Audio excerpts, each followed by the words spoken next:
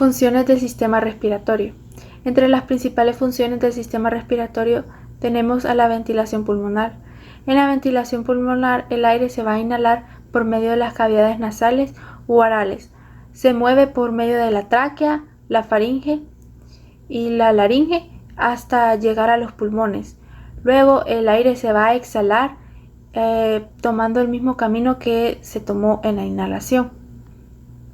Los cambios de volumen y de presión en el aire de los pulmones van a desencadenar la ventilación pulmonar. Básicamente, la ventilación pulmonar es el flujo de entrada y salida del aire entre la atmósfera y los alvéolos pulmonares. Otra de las funciones de la respiración externa intercambia gases entre los pulmones y el torrente sanguíneo. Dentro de los pulmones, el oxígeno se va a intercambiar por dióxido de carbono por medio de la respiración externa. Esto se va a llevar a cabo dentro de los alvéolos. El oxígeno del aire inhalado se difunde a través de los alvéolos hacia los capilares pulmonares que lo están rodeando. Luego, el oxígeno se va a unir a las moléculas de hemoglobina en los glóbulos rojos y se bombea a través del torrente sanguíneo. Mientras tanto, el dióxido de carbono de la sangre desoxigenada se difunde a través de los capilares hacia los alvéolos y se va a expulsar al momento de la exhalación. Otra de las funciones es que la respiración interna va a intercambiar gases entre la circulación sanguínea y los tejidos corporales. El torrente sanguíneo va a suministrar oxígeno a las células y también va a eliminar dióxido de carbono por medio de la respiración interna. En este proceso, los glóbulos rojos van a transportar el oxígeno que se ha absorbido desde los pulmones alrededor del cuerpo y lo va a transportar a través de la vasculatura.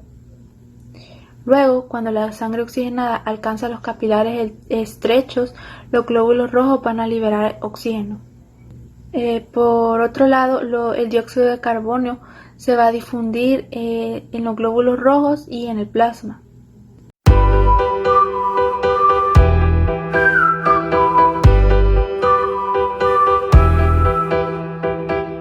Para hablar del mecanismo de la respiración tenemos que saber primero qué es la respiración. Se conoce como respiración al intercambio de gases que realizamos los seres vivos con el medio externo. La respiración consiste en la entrada de oxígeno al cuerpo del ser vivo y la expulsión de dióxido de carbono por el mismo. Como sabemos, la respiración es un proceso bastante importante para mantener la vida de lo que es los seres humanos. Ahora que ya hemos hablado de lo que es la respiración y en qué consiste, podemos hablar de lo que es la mecánica respiratoria. La mecánica respiratoria es en sí una serie de movimientos que ocurren en el tórax que van a permitir la entrada y la salida del aire de los pulmones. Para la mecánica respiratoria se distinguen dos procesos. Uno de ellos es la inspiración y el otro sería la expiración, el cual vamos a explicar ahora mismo. ¿En qué consiste entonces lo que es la inspiración y la expiración? La inspiración consiste en la entrada de aire cargada de O2 desde el exterior, es decir, desde la atmósfera, hacia el interior de nuestros pulmones. Por otro lado, la expiración consiste en la salida de aire cargado de CO2 desde el interior de nuestros pulmones hacia el exterior, es decir, hacia la atmósfera. Tanto en la inspiración como en la expiración ocurren lo que son movimientos respiratorios, los cuales son dados por diversos músculos. En la inspiración ocurre que hay un aumento de lo que es la cavidad torácica, es decir, que se expande debido a los músculos intercostales, los cuales elevan las costillas y provocan también que el diafragma se relaje y descienda. Esto va a aumentar lo que es el volumen interno de la cavidad torácica. Durante la expiración, lo que ocurre es que la cavidad torácica vuelve a su estado de reposo normal, esto debido a la relajación de los músculos intercostales y al descenso de las costillas y a la contracción del diafragma, lo cual hace que éste ascienda a su nivel normal y el volumen interno de la cavidad torácica vuelve a disminuir. Entonces, en resumen, podemos decir que la mecánica respiratoria está dada por dos mecanismos, que serían la inspiración y la expiración, y que estos están mediados por lo que son los movimientos de músculos, y todo esto nos permite pues el ingreso de oxígeno y que salga lo que es el CO2 de nuestro cuerpo.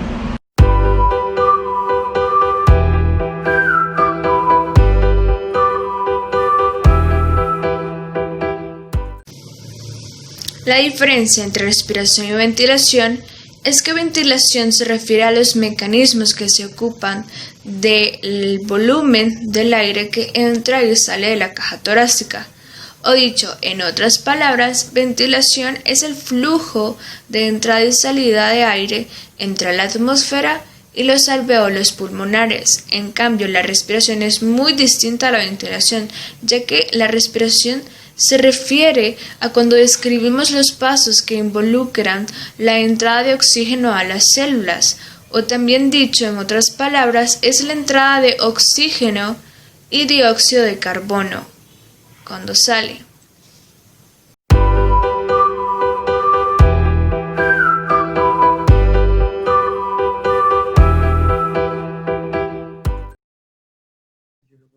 Sobre las capacidades y volúmenes pulmonares.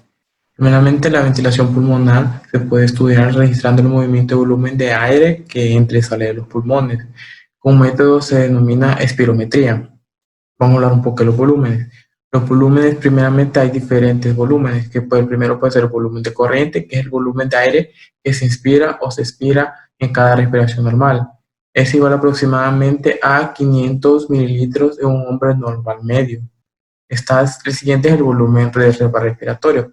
Este es el volumen de adición del aire que se puede inspirar desde el volumen de corriente normal por encima del mismo cuando la persona se inspira con una fuerza plena. Habitualmente es igual aproximadamente a 300 mililitros. Está el volumen de reserva respiratoria, que es el volumen adicional que se esfuerza durante el final de la expiración al volumen corriente normal. Normalmente el volumen es igual aproximada a 1100 mililitros. Después tenemos el volumen residual. El volumen es el aire que queda en los pulmones después de cada expiración más forzada. Este volumen promedio es aproximadamente de 1200 mililitros. Ahora están las capacidades. Las capacidades, la descripción de los acontecimientos del ciclo pulmonar. A veces es deseable considerar los demás volúmenes combinados. Esta combinación se denomina capacidad pulmonar. Se representa por capacidades pulmonares importantes que se pueden ser como, primeramente, está la capacidad inspiratoria. Es el volumen corriente más el volumen de reserva inspiratoria. Esa capacidad es la cantidad de aire, aproximadamente de 3.500 mililitros, que un periodo se puede inspirar, comenzando del nivel expiratorio normal y desistiendo en los pulmones hasta la máxima cantidad. Después tenemos la capacidad residual funcional. Es igual al volumen de reserva expiratoria más el volumen residual. Esta capacidad es la cantidad de aire que queda en los pulmones al final de cada inspiración normal, que aproximadamente es de 2.300 mililitros. Después tenemos la capacidad vital, que es igual al volumen de reserva respiratorio inspirada más el volumen de corriente más el volumen de reserva expiratoria. Esta capacidad es la cantidad máxima de aire que puede expulsar en una persona desde los pulmones después de llenar ante los pulmones hasta su máxima dimensión después de expirar la máxima cantidad. Este volumen es aproximadamente de 4.600 mililitros. Por último, tenemos la capacidad pulmonar total. Este es el volumen máximo que los pulmones se pueden expandir en la mayor fuerza posible. Aproximadamente esta capacidad es de 5.800 mililitros. Es igual a la capacidad vital más el volumen residual. Todos estos volúmenes, la capacidad pulmonar en general son de un 20 a un 25% menores en mujeres que en hombres y son mayores en personas de constitución grandes, atléticas o de construcción pequeña o de construcción estética.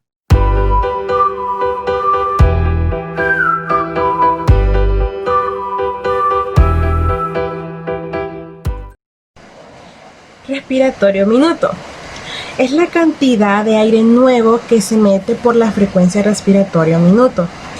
El volumen corriente normal es de un aproximado de 500 mililitros y la frecuencia respiratoria normal es de 12 respiraciones por minuto.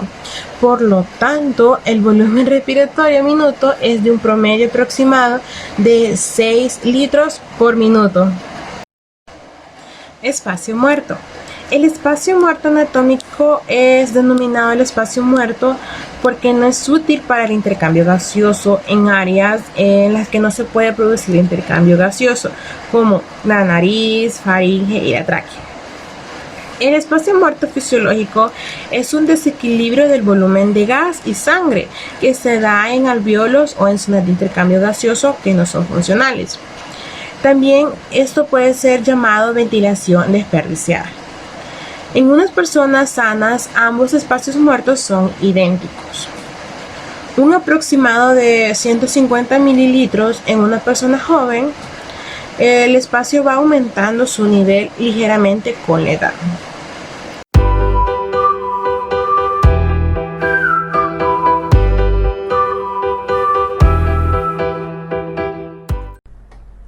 Existen dos tipos de espirómetros. Los que registran el volumen son aquellos que registran la cantidad de aire inhalado o exhalado dentro de un tiempo determinado.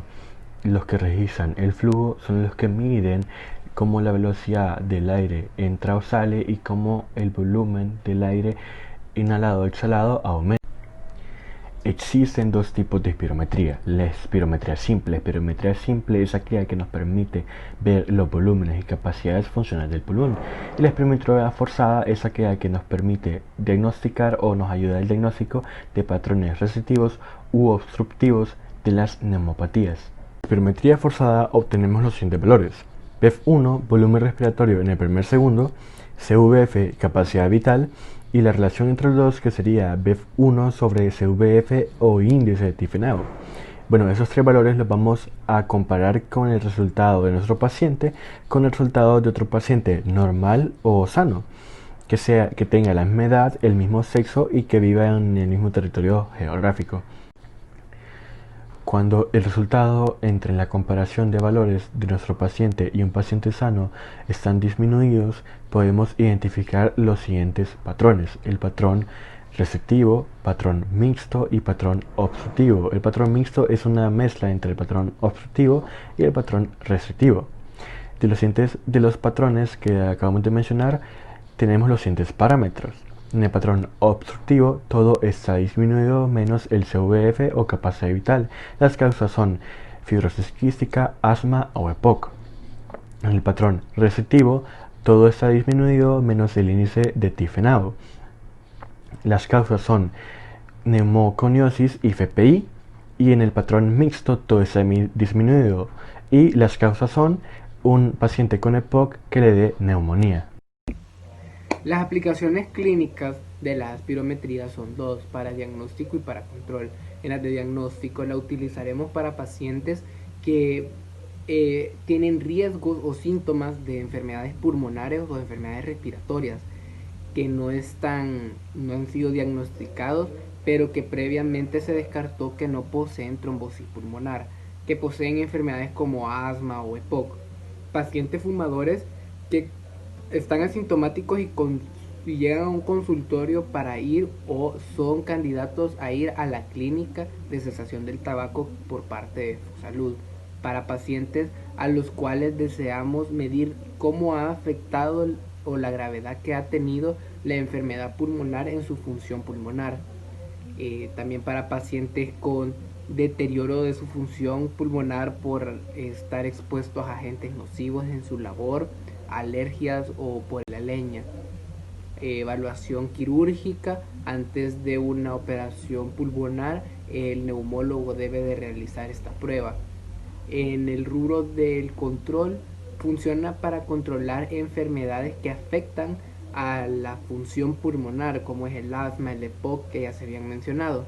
Para el control de pacientes que están siendo afectados por agentes nocivos a su sistema respiratorio. Para el control de la reacción que tiene una droga tóxica para los pulmones. para evaluar la respuesta que tiene, cómo responde el sistema respiratorio a esas intervenciones terapéuticas, y también para evaluar a los pacientes que poseen una patología respiratoria y están en proceso de rehabilitación.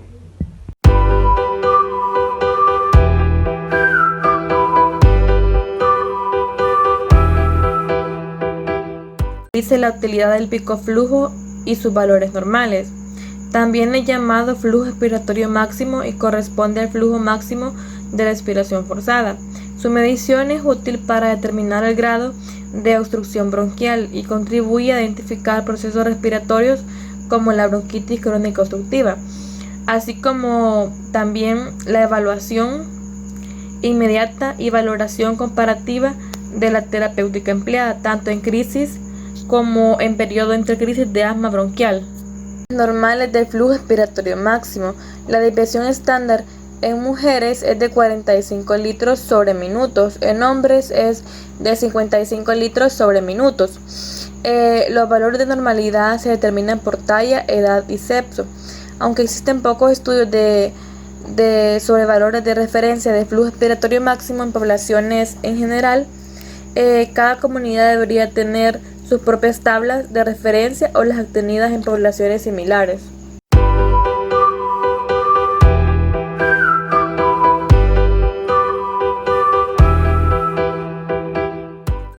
Hola doctores, en esta ocasión me tocaba hablar sobre el ítem número 8 y les voy a compartir un poco sobre lo que es el asma. En el asma se estrechan y se hinchan las vías respiratorias, lo cual produce mayor mucosidad y causa dificultades para respirar, lo que también provoca tos y provoca un silbido al respirar y una muy complicada falta de aire. Y aparte del asma, otra patología que se determina mediante la espirometría es la enfermedad pulmonar obstructiva crónica, también conocida como EPOC. Esta presentará una serie de complicaciones dependiendo de cuál de los dos tipos se presenten, pudiendo ser un enfisema o bronquitis crónica. En el caso del enfisema, se verán afectados los alvéolos pulmonares. Estos se dañarán y perderán su elasticidad. En cuanto a la bronquitis crónica, se verá afectado las vías respiratorias y su revestimiento, las cuales se inflamarán y comenzarán a llenarse de mucosidad. Y de aquí vendrán los síntomas, que son la tos frecuente, silbido o chirrido cuando se respira, así como falta de aliento al hacer una actividad física. Y de estos dos tipos, el más frecuente es el enfisema, ya que este se da debido a la contaminación que hay en el aire. Este es más frecuente debido a que la mayoría de pacientes con EPOC fueron fumadores, y el fumar es una de las principales causas de esta enfermedad. Al igual que el asma, es una enfermedad que no tiene cura, pero sí tratamiento para las molestias. Entre ellas encontramos los broncodilatadores para relajar los músculos que rodean las vías respiratorias, terapia de oxígeno, así como rehabilitación pulmonar, y como último recurso, la cirugía.